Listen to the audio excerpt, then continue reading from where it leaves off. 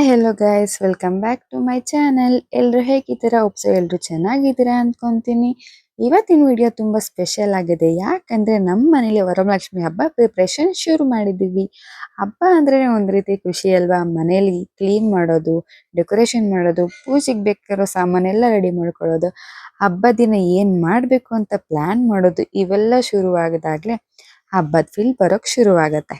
ಈ ಸಲ ಕೂಡ ನಮ್ಮ ಮನೇಲಿ ವರಮಹಾಲಕ್ಷ್ಮಿ ಹಬ್ಬದ ಪ್ರಿಪ್ರೇಷನ್ನ ಮಾಡ್ಕೊತಾ ಇದೀನಿ. ಇವತ್ತು ನಾನು ಮುಖ್ಯವಾಗಿ ಸೀರೆ ಪ್ಲೇಟಿಂಗ್ ಮಾಡ್ಕೊಳ್ಳೋದು ಮತ್ತು ಬ್ಯಾಗ್ ಡೆಕೋರೇಷನ್ ಮಾಡ್ಕೊಳ್ಳೋದು ತೋರಿಸ್ತಿದ್ದೀನಿ.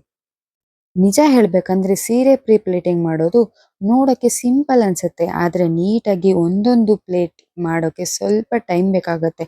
ಎಲ್ಲ ಪ್ಲೇಟ್ಸ್ ಒಂದೇ ಸೈಜ್ನಲ್ಲಿ ಇರಬೇಕು, ಎಲ್ಲವೂ ಸ್ಟ್ರೈಟ್ ಆಗಿ ಬರಬೇಕು ಅಂತ ನಿಧಾನವಾಗಿ ಮಾಡ್ಕೊಳ್ಬೇಕು. ಹಬ್ಬದ ದಿನ ಎಲ್ಲ ಮಾಡ್ಕೋಬೇಕಂದ್ರೆ ಸುಮ್ಮನೆ ಟೆನ್ಷನ್ ಆಗುತ್ತೆ. ಅದಕ್ಕೆ ಸಾಧ್ಯವಾದಷ್ಟು ಮುಂಚೆನೆ ಸ್ವಲ್ಪ ಕೆಲಸಗಳನ್ನ ಕಂಪ್ಲೀಟ್ ಮಾಡ್ಕೊಬಿಟ್ರೆ ಈಸಿ ಆಗುತ್ತೆ. ಆದರೆ ಈ ತರ ಪ್ರಿಪ್ರೇಷನ್ ಕೆಲಸ ಮಾಡೋದು ಅಂದ್ರೆ ನನಗೆ ತುಂಬಾ ಇಷ್ಟ. ನಮ್ಮ ಕೈಯಿಂದ ನಮ್ಮನೆ ಹಬ್ಬಕ್ಕೆ ಬೇಕಾದನ್ನೆಲ್ಲ ಮಾಡ್ಕೊಳ್ಳೋದು ಒಂದು ಸಮಾಧಾನ ಕೊಡುತ್ತೆ. ಸೀರೆ ಪ್ಲೇಟಿಂಗ್ ಆಲ್ಮೋಸ್ಟ್ ಕಂಪ್ಲೀಟ್ ಆಗ್ತಾ ಇದೆ. ಇವಾಗ ನೆಕ್ಸ್ಟ್ ಬ್ಯಾಕ್ ಗ್ರೌಂಡ್ ಡೆಕೋರೇಷನ್ ಕಡೆ ಹೋಗೋಣ. ಹಬ್ಬಕ್ಕೆ ಡೆಕೋರೇಷನ್ ಅಂದ್ರೆ ತುಂಬಾ ದೊಡ್ಡದಾಗಿ ಏನ್ ಬೇಕಾಗಿಲ್ಲ. ಸಿಂಪಲ್ ಆಗಿ ನೀಟಾಗಿ ಮನೆಯಲ್ಲಿರೋ ಐಟಮ್ಸ್ಗಳಿಂದನೇ ಡೆಕೋರೇಷನ್ ಮಾಡಿದ್ರೆ ತುಂಬಾ ಚೆನ್ನಾಗಿ ಕಾಣುತ್ತೆ.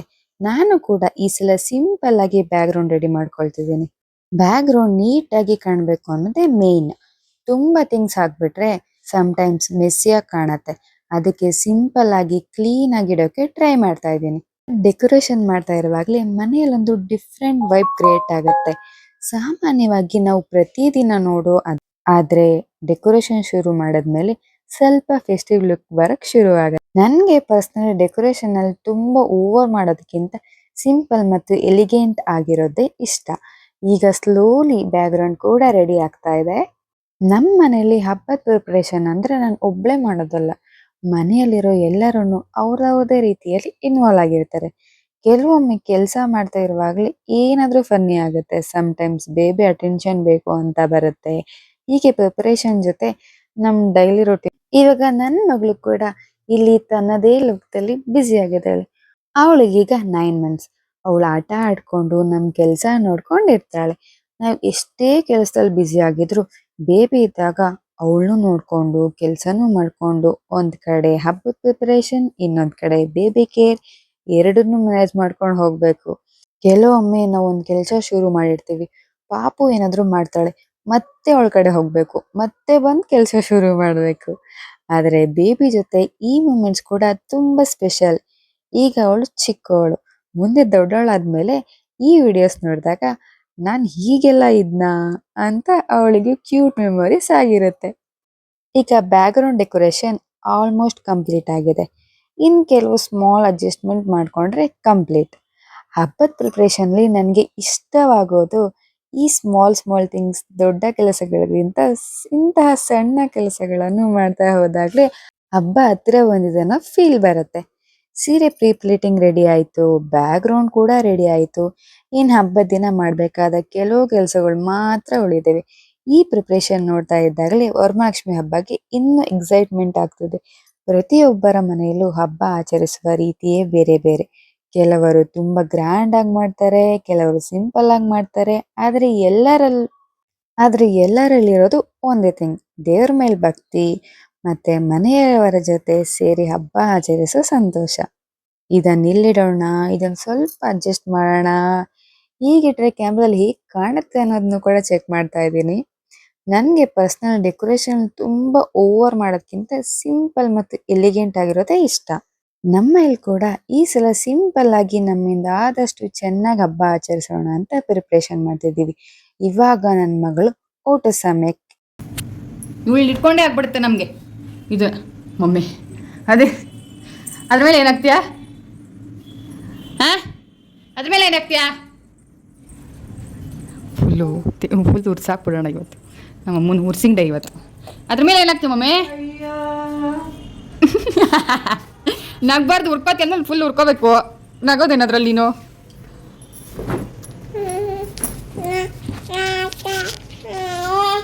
ಕೇಳವ, ಏನು ಉರ್ಕೋತೀಯ? ಉರ್ಕೊಂಡ್ರೆ ಉರ್ಕೋಬೇಕು ಕರೆಕ್ಟಾಗಿ.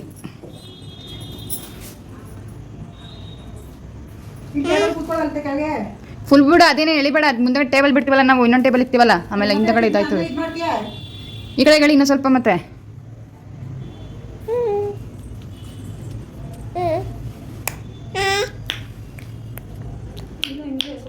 ದೇವಸ್ಥಾನಕ್ಕೆ ಹೋಗಿ ಬಂದವ್ರೆ ಅಮ್ಮ ಮೊಮ್ಮಗಳು. ಇದ್ರ ಮೇಲೆ ಅದು ಮನೆ ಮಾಡ್ಕೋದ, ಅದ್ರ ಮೇಲೆ ಇದು ಪಂಚೆ ಹೋಗಿದ್ದೆಲ್ಲ ಹಾಸು. ಇಲ್ಲ ವಾಕರಲ್ಲಿ ಹಾಕು, ವಾಕರಲ್ಲಿ ಹಾಕ್ಬಿಟ್ಟು ಅಡುಗೆ ಮಾಡ್ಕೊ. ಇನ್ನೇನು ಕೆಳಗಡೆ ಇನ್ನೇನಿಲ್ವಲ್ಲ, ಅವೆರಡು ಸೀರೆ ಎತ್ತಿರ್ತೀನಿ. ಬೆಲ್ಲನೂ ಇದ್ದು ತಗೊಂಡ್ಬಿಟ್ಟು ಬಾಗ್ಲು ಹಾಕ್ಬಿಡ್ತಾರೆ. ಎತ್ಕೊಂಡಿರಿಲ್ಲ ಅಂದ್ರೆ ಕೈ ನೋವು ಬರ್ತದೆ. ವಾಕರಲ್ಲಿ ಹಾಕು ಮಮ್ಮಿ.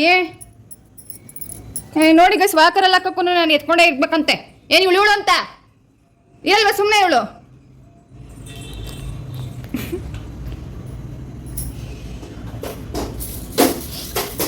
ಹಂಗೆ ಆಟ ಆಡ್ಕೊಂಡು ಇರ್ತಾಳೆ ಅವಳು ಪಾಡಿಗಳು. ಅವಳಿಗೇನು ಇರ್ತಾಳೆ ಅವಳು ಆಟ ಆಡ್ಕೊಂಡು ಇರಲ್ವೇನೆ. ನೀನು ನನ್ನಿಂದಾನೇ ಬರ್ಬೇಡ ಹೋಗು.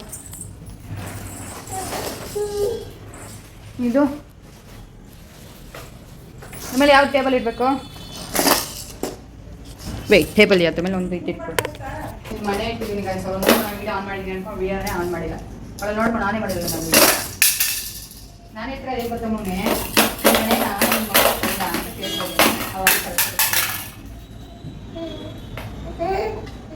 ಚಿಕ್ಕುಡ್ನೆ ಹಾಕೋದಾಗಿತ್ತು. ಅದೇ ತಾನೇ ಕೇಳಿದ್ ನಾನು, ಚಿಕ್ಕದ ಹಾಕ್ಲಾ ಅಂತ. ನನಗೆ ಸೈಟ್ ಮಾಡ್ತಾ ಇದೆಯಲ್ಲ ನೀನು. ಅದನ್ನ ತಾನೇ ಕೇಳಿದ್ ನಾನು, ಚಿಕ್ಕದ ಹಾಕ್ತೀನಿ ಅಂತ. ಅದಕ್ಕೆ ಎಲ್ಲಾನು ತೊಳೆದಿಟ್ಟಿದ್ದು ನಾನು.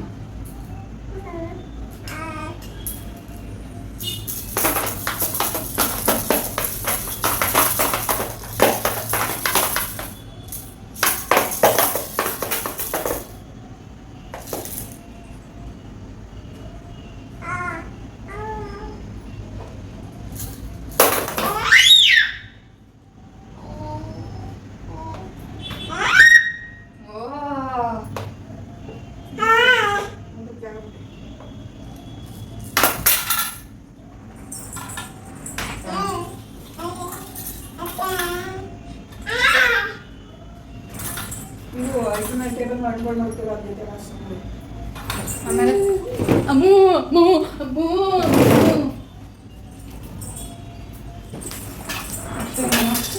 ಎಲ್ಲಿಡ್ಬಿಡಿ ಸೀರೆ ನಾಲಿಲ್ಲ ಅದ್ಮೇಲೆ ಸುಮ್ಮನೆ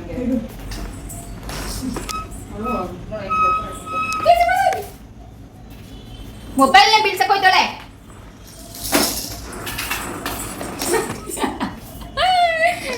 ಅವಳಿಗೇನೋ ಸಿಕ್ಕಂಗೆ ಆಗ್ಬಿಟ್ಟೈತೆ. ಓ ತಾಯಿ ನಮ್ಮ ಅವ್ವ.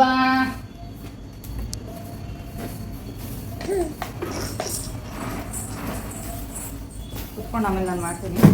ಇಟ್ಕೊಡು. ಯಾಕೋ ಇವಳು ನಮಗೆ ವೀಡಿಯೋ ಮಾಡೋಕೆ ಬಿಡ್ತಾ ಇಲ್ಲ ಗಾಯ್ಸ್. ನೋಡಿ ಹೆಂಗೆ ಆಡ್ತವಳು ನೋಡಿ, ನೀವೇ ತೋರಿಸ್ತೀನಿ. ಅವಳಿಗೆ ಸ್ಟ್ಯಾಂಡ್ ಬೇಕಂತ, ಸ್ಟ್ಯಾಂಡು ಯಾವ ಮಮ್ಮಿ ಇನ್ನೇ ಅಲ್ಲೇ ಅದೇ ಥರ ಇದಕ್ಕಿಂತ ಗಾಡಿ ಮಾಡಿಯಾ? ಅದನ್ನ ಡೋರ್ಗೆ ಹಾಕೊಂಡು ಬಿಡಿ, ಇಲ್ಲಿ ದೇವ್ರ ಮನೆಗೆ ಅಲ್ಲಿ ಆಚೆ ಡೋರ್ಗೆ ಹಾಕೋಣ.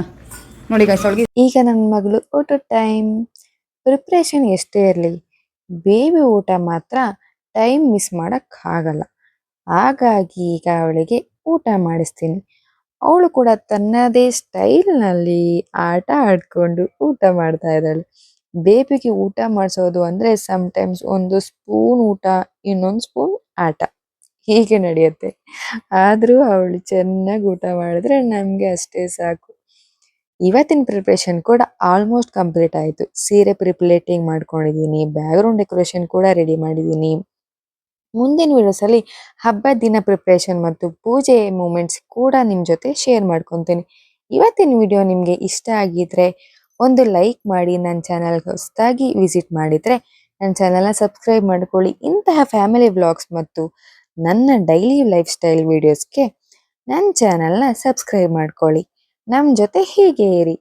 ನಿಮ್ಮ ಮನೇಲಿ ವರಮಹಾಲಕ್ಷ್ಮಿ ಹಬ್ಬಗೆ ಪ್ರಿಪ್ರೇಷನ್ ಹೇಗೆ ಮಾಡ್ಕೊತಾ ಇದ್ದೀರಾ ಅಂತ ಕಮೆಂಟ್ಸಲ್ಲಿ ತಿಳಿಸಿ. ನಿಮ್ಮೆಲ್ಲರಿಗೂ ವರಮಹಾಲಕ್ಷ್ಮಿ ಹಬ್ಬದ ಆರ್ಥಿಕ ಶುಭಾಶಯಗಳು. ಲಕ್ಷ್ಮೀ ದೇವಿಯ ಆಶೀರ್ವಾದ ನಿಮ್ಮ ಮತ್ತು ನಿಮ್ಮ ಕುಟುಂಬದ ಮೇಲೆ ಸದಾ ಇರಲಿ. ನಿಮ್ಮ ಮನೆಯಲ್ಲಿ ಯಾವಾಗಲೂ ಸುಖ, ಶಾಂತಿ, ಸಂತೋಷ ಮತ್ತು ಸಮೃದ್ಧಿ ತುಂಬಿರಲಿ. ಇವತ್ತಿನ ವಿಡಿಯೋ ಇಲ್ಲಿಗೆ ಮುಗಿಸ್ತಾ ಇದ್ದೀನಿ. Thank you so much for watching. ಮತ್ತೊಂದು ಹೊಸ ವಿಡಿಯೋ ಜೊತೆ ಮತ್ತೆ ಸಿಗೋಣ. Until then, take care. Bye bye. ಕಿಚ್ಚೋದ್ ನೋಡಿ ಹೆಂಗ್ ಕಿಸ್ತಲ್ ನೋಡಿ ಇವ್ಳು.